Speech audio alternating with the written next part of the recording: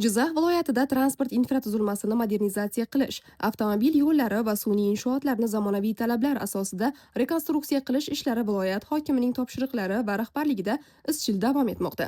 Bu borada davlat ahamiyatiga ega avtomobil yo'llarida harakat xavfsizligi va harakatlanish qulayligini ta'minlashga alohida e'tibor qaratilmoqda.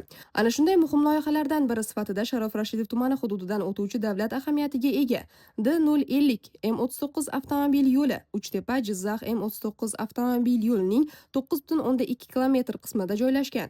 Umumiy uzunligi 1046 vagon metr bo'lgan yo'l o'tkazgichning Paxtakor yo'nalishi bo'yicha kapital ta'mirlash ishlari boshlandi. Tasdiqlangan loyiha smeta hujjatlariga muvofiq inshootdagi mavjud asfalt beton qoplamasi, gidroizolyatsiya va himoya beton qatlami to'liq demontaj qilinib, ular o'rniga zamonaviy qurilish texnologiyalari asosida yangi konstruksiyalar barpo etiladi. Loyiha doirasida yo'l o'tkazgichning piyodalar uchun mo'ljallangan trotvar va karniz bloklari, metall panjaralar, avtomobil yo'llari uchun himoya to'siqlari, tungi yoritish uskunalari va chiroqlar to'liq yangilanadi. Shuningdek, ko'prikning deformatsiya choklari zamonaviy muhandislik yechimlari asosida qayta barpo etilib, kontakt tarmog'i ustiga maxsus himoya qalqonlari o'rnatiladi. Qurilish ishlari faqat yo'l o'tkazgichning o'zi bilan cheklanmaydi. Loyihaga muvofiq, ko'prikka tutash yo'l qismlari ham rekonstruksiya qilinib, o'tish plitalari va piyodalar uchun zinapoyalar, tushish yo'laklari qayta quriladi.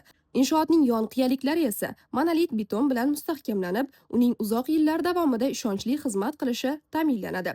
Barcha qurilish ishlari amaldagi qurilish me'yorlari, davlat standartlari hamda tasdiqlangan loyiha smeta hujjatlari asosida yuqori sifat talablari bilan amalga oshiriladi.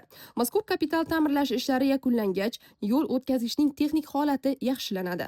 Transport vositalari va piyodalar harakati xavfsizligi yanada oshadi. Eng muhimi, ushbu muhim transport inshootining zamonaviy qiyofa kasb etishi Jizzax viloyati transport infratuzilmasini yanada takomillashtirish, aholi va tranzit transport uchun qulay hamda xavfsiz harakatlanish sharoitlarini yaratishga xizmat qiladi.